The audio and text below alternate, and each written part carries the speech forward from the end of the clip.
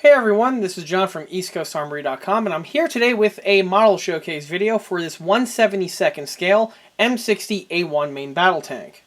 This model here is built for my own personal collection and is not for sale and/or purchase. Now, usually in these build videos, I often mention that I take on commission builds from vehicles ranging from 1/35th scale all the way up to 1/6 scale.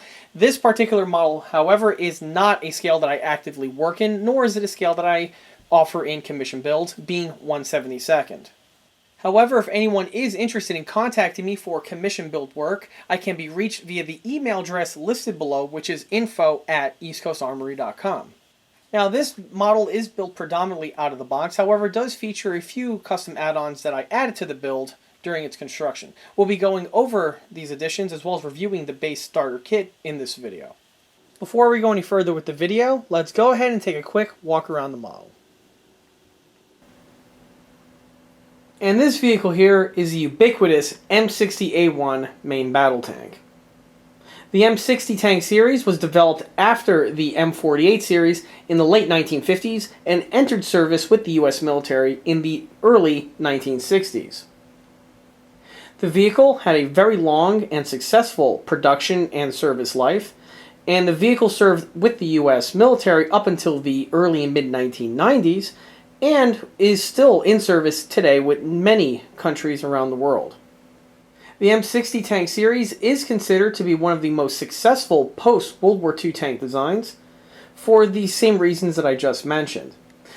Most notably, the tank has had very good combat performance in such military engagements with the Israelis, first starting with the Yom Kippur War, as well as also with the US Marine Corps in the first Desert Storm conflict. The vehicle's design was heavily influenced from the M48 tank series that preceded it. Such features as the all-cast upper and lower hull, along with the single casting turret, was implemented with the M60's design. With the M60A1, a new turret was developed with a more needle nose point to the front portion, which gave the tank better ballistic protection compared to the original design of the turret for the M60, which was again heavily influenced from the turret found on the M48s. The reason why the M60 even came to being was at the midpoint of the 1950s, the US military was pretty content with their M48A2 and soon to be adopted M48A3. However, it was quickly clear and abundant that with the new generation of Soviet tanks that were in development, the M48 series was going to be behind on the technological scale in advancement. It was deemed that these fixes for the M48 were not going to be suffice in order to keep the tank in frontline service. This prompted the designers to come up with a new tank design, which of course led to the M60. The M60's hull design was again similar to the 48, but was changed with the front hull appearance. While the M48 had a very round and frog nose-like front hull type shape, on the M60 this was changed to a knife-like point. This was deemed to give better ballistic protection compared to the M48's round frog nose hull. The vehicle was still diesel-powered, and the diesel engine on the M60s were considered to be very robust and very reliable. The reliability aspect was one of the M60's crowning hallmarks, and it is very uncommon to hear veterans who served on the M60 to complain about the tank's automotive aspect. The vehicle's running gear was very similar to the M48's, however the M60 utilized a lighter weight cast aluminum wheels for the real rim castings, as opposed to the stamped sheet metal type materials found on the M48. However, even though the M60 and the M48 did utilize different wheel rim components, the two components were actually interchangeable with each other, and this was not just true for the wheels, but also true for the sprocket as well as the track. Keeping everything with spec with the M48 assured that the two vehicles can have common parts interchangeability, which is definitely an advantage, specifically in a wartime setting. For the vehicle's main armament, this is the one aspect of the M60 which definitely made it stand out from the earlier M48. The M48 utilized a 90mm gun throughout the majority of its service life. However, the M60 was armed with a 105mm rifled M68 main gun. The M68 was the U.S. military designation for the Royal Ordnance L7. The Royal Ordnance L7 was probably the best NATO spec main tank gun that was used during the Cold War period. Along with the main gun, the vehicle also featured a more sophisticated and advanced fire control system compared to the earlier M48. One aspect of the M60's design which was really not as good as the designers had anticipated had to do with the secondary armaments. The M48 utilized a modified version of the Browning M1919 for a coaxial machine gun, and for the commander, he had access to a Browning M2HB, which was housed in an enclosed mini turret slash commander's cupola. In its place, the M60, for its coaxial gun, utilized a 7.62mm M73 machine gun, and the commander still had a mini turret for himself, but rather than the M2, utilized a 50 caliber M85. Both of these machine guns were prone to severe jamming and were really not as well thought out of designs compared to the earlier Brownings found on the Legacy vehicle. Like I said before, automotively, the vehicle was very reliable. For the tank's main power plant, this was consisted of a single Continental AVDS-1790-2 V12 air-cooled turbo diesel engine. These engines had an operational range of 300 miles with a full tank of fuel and can reach a top speed of 30 miles an hour, which, considering the weight of a fully loaded and operational M60A1, was around 50 tons. Just like with the M48, the M60 also had the ability to snorkel and deep wade through short and shallow rivers, as well as also bodies of water.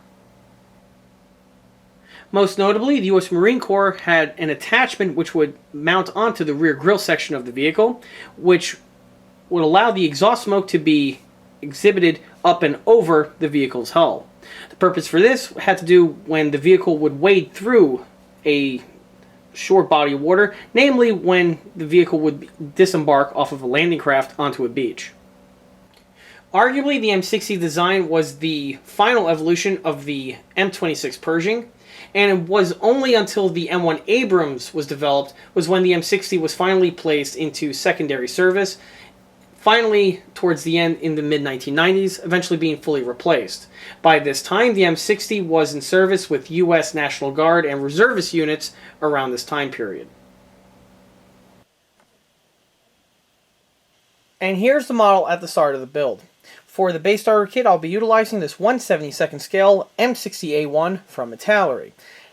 Now, these kits have been on the market for many decades, however not always under the name Italeri.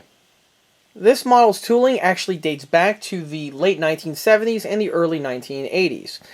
The kits were developed by the plastic model company ESCI. ESCI was an Italian-based plastic model company, and during this time period produced several plastic military model kits. What they're mainly known for are creating lots of really nicely detailed M60-based platform kits. They produced several variants of the M60A1 for both U.S. Army, U.S. Marine Corps, and also for the Israelis. These kits were pretty common in the 1980s and into the 1990s, and you might snag one today. Their kits were all injection molded plastic, and back then, if you were looking for a 1/35th scale pattern of an M60A1 main battle tank, your two real options were the Tamiya and the ESCI. The ESCI was considered to be superior to the Tamiya in several aspects due to its better detail fidelity. The Tamiya variant at that time was really more or less designed to be a motorized toy. Now, in addition to producing a vast array of 1/35th scale renditions of the M60A1, they also produced several variants in 1/72nd scale as well, and that's really what the tooling of this kit comes from. Throughout the 1980s and into the early 1990s, the ESCI kits were resold with several different distributors such as Ertl, AMT, and also, I believe, guns and Sargno. I've actually done 2 ESCI-based M60A1 builds, both of which are found on the ECA channel. These videos were both done several years ago. However, in those videos, I described the ESCI kit, and there you get to see the quality of detail that is found on the injection molded parts. Now, aside from their 1/35 scale line, they also produced several renditions of the M60A1, and I also believe even the M48 in 1/72nd scale. That is where the origin of this tooling here comes from. Now, I'm not sure, but I believe somewhere in the early to mid-1990s, ESCI went bankrupt, and all of their tooling and their IP was sold to Italeri. Since that acquisition, Italeri has frequently been re-releasing and coming out with new rehashes of the old ESCI tooling, and that's exactly what we have over here. The Italeri branded ESCI rebox kits are very common and can be found online as well as also in local hobby shops, which is exactly where I acquired this unit here. I was strolling down my local hobby shop trying to get some raw materials for some other builds. I encountered this kit, and for some reason I just couldn't help myself to acquire it. The kit itself I purchased for $23. The price I paid was basically industry standard for these kits. I have seen them run for a little bit less online. However, with shipping factored in, it's basically the same dollar amount. And on top of that, it's also good to support your local hobby shops, which was another reason why I picked up the kit. Now, this rendition of the Italeri 1/72nd scale M60A1 features this box art, which I must admit is actually a very handsome box art. I like the way the tank was rendered. It's a very simple scene with not a lot going on, but the vehicle is, again, nicely rendered by the illustrator. The rest of the illustrations is typical for current Italeri box arts with the blue banner, the yellow band. On the side here we have other kits that have been made. Now both of these are in 1/32nd scale. They may have scaled them down to 1/72, but I'm not aware of that information.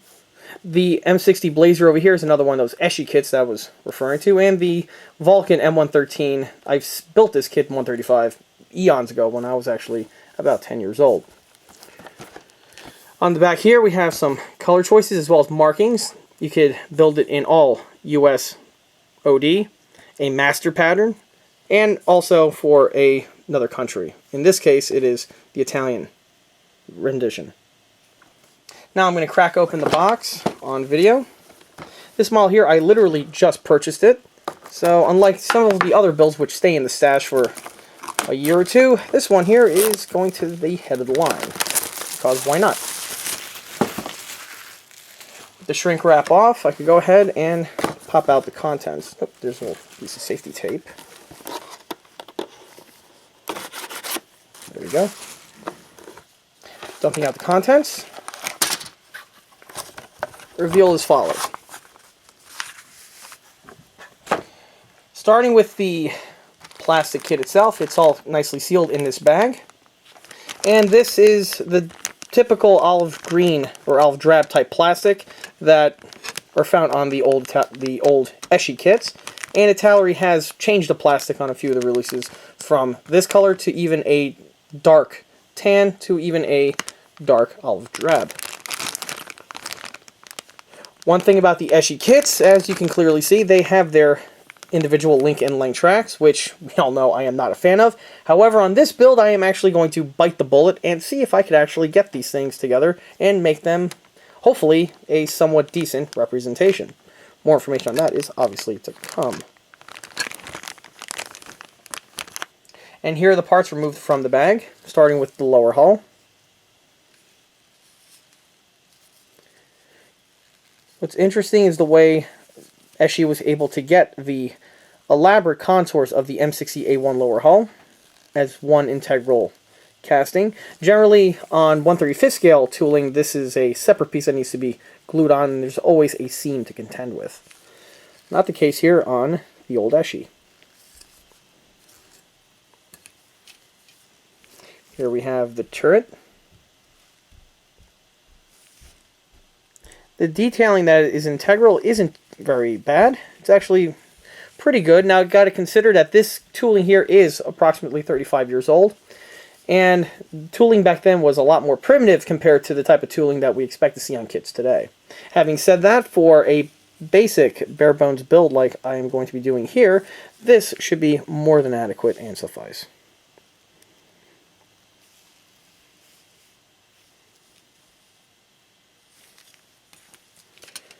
This runner here is the upper hull. Now you really get to see the nicely rendered engine deck. And the other M60A1 upper hull fittings.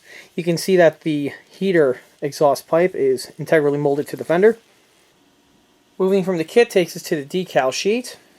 The decal sheet's your average water slide decals, and they do feature all of the ones that were showed on the rear panel. Decal quality looks to be average for Italeri, and I've used several Italeri decals in the past and had some pretty good luck with them so far. All the way on the bottom takes us to the instruction sheet. It's nice to actually give you a full color illustration. That's always nice when companies start doing that. And the instruction sheets themselves appear to be very ESCI-esque, and probably nothing more than rehashed copies of those old instruction manuals.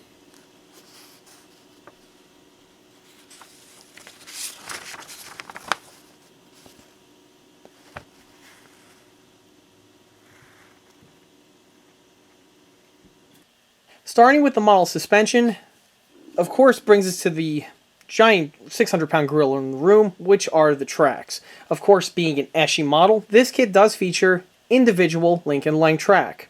Now, as we all know, I absolutely despise this track type assembly, and as it turns out, ESCI was one of the first adopters and basically the company that made link and length mainstream, which is why they will forever have my scorn and ire.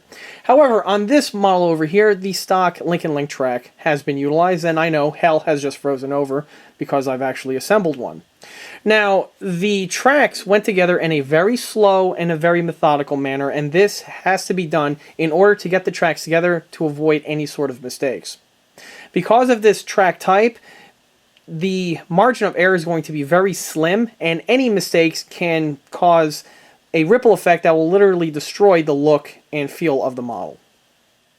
In fact, the entire build really were these tracks that we have here. Now, the straightaway segments were easy enough. Where things get tricky has to do with the rounding of the idler and, of course, the timing of the sprocket. The best way to say how this was done was, again, slow and steady was the way to win the race. Now, the kit does give you a generous amount of track links to accomplish the assembly for both sides. There are several tracks that are given to you as spares in case you break a link or two during its construction, which is actually very good that they do that, because I did encounter several links that needed to have been replaced. In fact, by the time I was done with the build, I had no spare tracks left, and I basically used them all up in order to build up the tank here. I will also say that the instructions are pretty good in giving you the rough idea on exactly how the tracks go together and in their order. In total, the track assembly took me about 2 hours to accomplish, so roughly about an hour per track.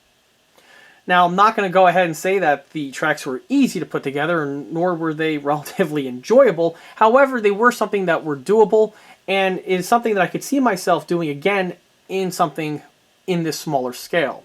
If, however, this was the 1/35th scale version of the ESCI M60A1, I can tell you for a fact that the first thing I would have done with the track link and length runners is to throw them into the trash and replace them promptly with a set of workable track links from either AFV Club or Fruli model. Moving from the track now takes us to the running gear. The running gear on the model here was very easy to put together out of the box, and the stock molded and detailing is pretty good considering the age and the medium that these parts are casted and molded in. Now, one thing to point out is that the real M60, the road wheels are comprised of two thin road wheels that are then bolted together to the center hub. On the ESCI kit, they simplified it by having the road wheel as one integral drum. Now, if anyone who's watching this and wants to build one of these models but really wants to change the look of these road wheels, there is an aftermarket resin set out there that replaces the running gear with a better accurate running gear that gives you the better look of the dual road wheels. For this build, however, I just kept it stock. From the road wheels, this now takes us to the sprockets. Now the sprockets on this model here are consisted of two components in halves, and you glue them together as you would on just about any other tank kit on the market. Now, where this becomes tricky on this particular kit has to do with the alignment and the setting of the sprocket teeth. Because of the way the tracks are link in length, the sprocket teeth have to be aligned absolutely perfectly. If there's a slight twist or a slight missetting, the track are not going to sit in their correct locations. And because this is a link in length, every single one of these track links here have to fit in these grooves in this sprocket tooth, which will then give you the length of track required to wrap around the sprocket. Positioning is absolutely crucial, and if there is any sort of misalignment, this will definitely cause a lot of problems very quickly. So a lot of care and attention needs to be exhibited by the builder during this procedure. One tip I recommend is that when you assemble the sprocket while the glues are still setting, you could take a section of the length of track, roll the sprocket along the track links, and this will give you a rough alignment jig to set everything in place. Once the sprockets are set, you're good to go and you can continue with the construction. Moving on from the track and the running gear now brings us to the upper and lower hull fitting. Now these components out of box do fit together pretty well, however will require a slight amount of hand fitting in order to seat these components in fully. Small minor amounts of hand fitting are something that is typically seen and is required on model kits from this particular era and are not a surprise on this kit that we have here. Now when the upper and lower hulls are assembled, the rear detailing here is a single plate that gets glued on much in the same way as it is done on the 1/35 scale counterparts. And just like with the 1/35 scale counterparts, you will have some seam work to contend with. This is easily polished away with a little bit of putty and some sandpaper, blending everything into a seamless appearance. On the front of the vehicle, there would also be a small little seam found where the two hull halves meet together. Again, typical for any type of M60 that is on the market. Again, with a little bit of thin super glue as well as some sandpaper, this is easily polished away. From the hull now takes it to the front tow hooks. The tow hooks are the stock units, and the only mod that I made was with a pin vise and a very small Dremel bit. I added a small little hole to both of these locations over here, which are found on the real M60 series of vehicle. The holes are integrally molded into the piece as a slight little dimple, which gives you the location to just drill out with the pin vise. On the lower rear of the model, all the detailing is totally stock with no mods needed. The only thing I want to point out has to do with the sheer small scale and size of parts like the tow hitch as well as the tow hooks. They are very easily lost and can easily be broken off during extraction from the runner. So very sharp X-Acto knife blades as well as even some sandpaper and a needle file are something that's recommended in order to assemble a kit like this one here. From the lower hull now takes us to the front area. The details consisting of the headlights and the brush guards are totally stock. The only mod that I made was that on the front portion of the headlights I added the small support bracket which is found on both sides. This was made from a piece of floor wire that was flattened and then just glued to these two locations. The remainder of the tank's hull detailing is left stock, and that now brings us to the tank's turret. I will say that on this kit here, the turret halves do require a lot more hand fitting compared to the ones required for the upper and lower hull joining. This was definitely seen on these two sections here of the front armor cheeks of the turret, and did require a slight amount of body work in order to get everything polished in and blended nice and smooth. From the front of the turret now takes us to the rear detailing. Starting with the rear bustle bin, this is the stock unit with no mods made to it whatsoever. I will say, however, that a lot of care and attention needs to be exhibited by the builder when it comes time to assembling of this component. Due to the small scale of this model and the thinness of these small mounting rails, The fragility of this component is definitely something that I cannot understress enough. If pressure is exhibited in the right location, the entire unit can crack and crumble on you, to which case you're basically screwed. I will say, however, that the bin itself went together with no problems on my build, and if you, again, take your time and exhibit caution, you should have a problem-free install. From the bin now takes us to the tow cable mounts. Now, this is one portion of the kit that was completely scratch-built by myself. The kit does not give you any provisions for the tow cable mounts or the tow cable detailing in itself. It is completely barren and lacking. So all the components that you see here were scratch-built. On the rear portion of the M60's turret, you do have the mounting clips for the tow cables. The tow cable clips then wrap around the sides and end here on the front. This is seen on both sides of the vehicle. Like I said before, these are totally scratch built, and the way these were scratch built was using the same method that I used before on the brush guard supports. They were very thin pieces of floor wire that were flattened and then carefully bent with a very small tweezer to U-hook type shapes, and then they were snipped and very carefully glued into their locations. By doing this, it greatly improves the look of the model as opposed to leaving it stock. Now, if you do not have the equipment and the tooling in order to fabricate these components, it is best just to leave it as is, as if you try to make these components without the right tools, you can screw up by either making them too big or they'll be too clunky and it'll basically ruin the look of your model. So in that case, if you don't have the tooling, just leave it as is and call it a day. From the tow cable clips now brings us to the side grab handles. These units here are the stock units and went on without any problems, which is actually pretty interesting to point out because generally on the larger 1/35 scale renditions of the M60A1, they tend to be a little problematic with their fitting. On this model here, they just basically went on. Now, that now brings us to the turret lift rings, the two on the front and the one here on the rear. These components were originally integrally molded in by the ESCI kit. However, since I went ahead and added the components for the tow cable mounts, I might as well go ahead and replace the molded in sections with new ones made from wire. Again, thin floor wire was utilized for this application, and a very thin bit on a pin vise was carefully used to drill out these locations to insert the wire. The reason why I do not use a dremel on this application is because a dremel will spin the bit, and even on its lowest setting will be too fast that will either melt away too much plastic, or you run the risk of snapping the bit while still stuck on the component, and that leaves for more problems to deal with. The pin vise is the best way to go for this type of procedure. Once the fabricated pieces are done though, they really do make the tank pop compared to leaving it stock.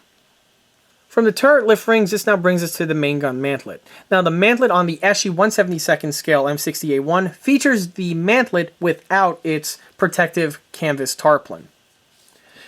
The main gun can go up and down, which is a typical feature found on tank model kits. Now when it comes time for the detailing, the piece is very plain out of the box and stock.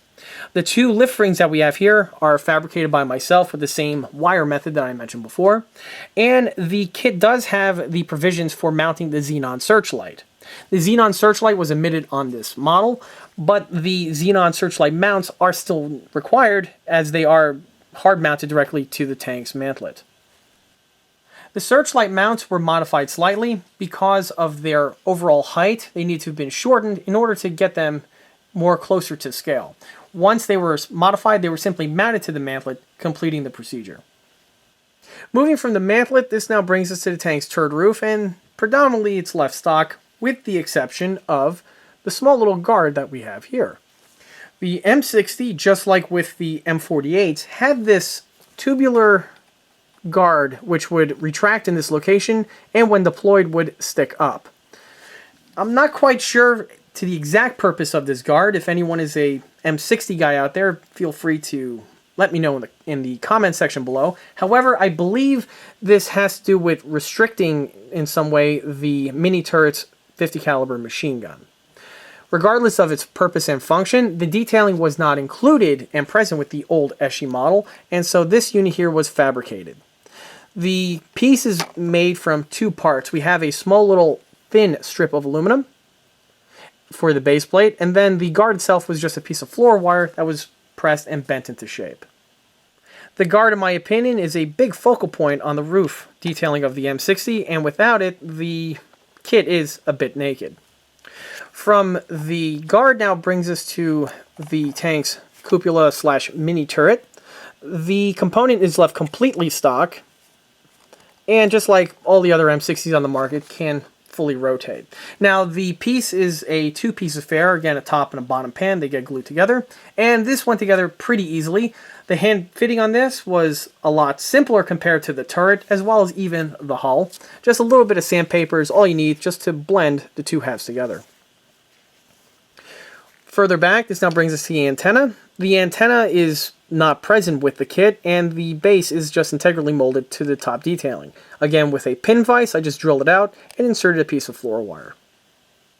From the tank's detailing, this now brings us to the paint and the markings. For the model's paint, I wanted to go with the very dark shade of olive drab, which was utilized by the Army and the US military from the late 1950s all the way up to the end of the 1970s. This shade of OD was considerably darker compared to the other shades that came before it, namely from the Korea and World War II time frame. For the markings, the decals which were supplied with the kit were utilized, and the decals were very good quality. They went on and lacquered on without any problems. While on the paint, you'll notice that the front fire extinguisher is painted in red. I have seen this on many M60s from this exact same time period with this same type of overall dark shade of OD.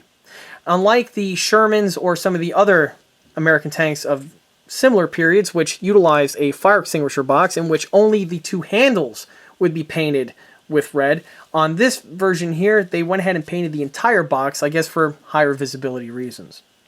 While on the paint, you could also see how the tracks are actually two colors. We have a dark shade of gray for the actual metal pieces, and the rubber pads are painted with a black rubbery color. Same is also said for the interior portion of the threads as well. Overall, I'm really happy on how the model turned out. Like I said before, this particular kit was an impulse buy and was something that I never really expected or even planned on building. Having built this one, however, it was a very relaxing and enjoyable build. And once the tracks were completed, the rest of the model just slid into completion. Even though some portions of this model are beginning to start showing its age, namely some of the surface and suspension detailing, the model itself still holds up fairly well considering how old the tooling actually is. Compared to the other more recent releases on the market, even a 1/72nd scale, those models are much more advanced compared to this older unit here. However, in my opinion, this build here can still hold its own relatively well with those more modern builds. For a skill level and recommendation, because of the individual Lincoln Link tracks, I cannot recommend this kit to a beginner. If a beginner would try to build something like this, they are undoubtedly going to screw up the suspension very badly, and the rest of the model is going to suffer deeply from that. Because of that, this model here is really recommended for someone who is a intermediate to an advanced range, someone who has built several model kits in the past, and has the patience and the experience built up in order to tackle something like individual Lincoln Link track. This kit here I definitely recommend for anyone who is an avid fan of small braille scale model building.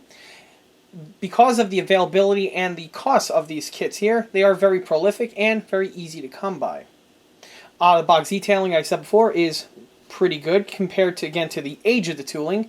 The models do build up into a nice representation of an M60A1. Because of the tank subject matter, this model will easily fit into any Cold War or post-World War II military vehicle collection, as well as, of course, anyone who is an avid patent maniac will greatly appreciate this kit here added to their collection. Because of the small scale, these kits here are definitely recommended for anyone who's into old school wargaming, as well as also 1/72nd scale diorama use.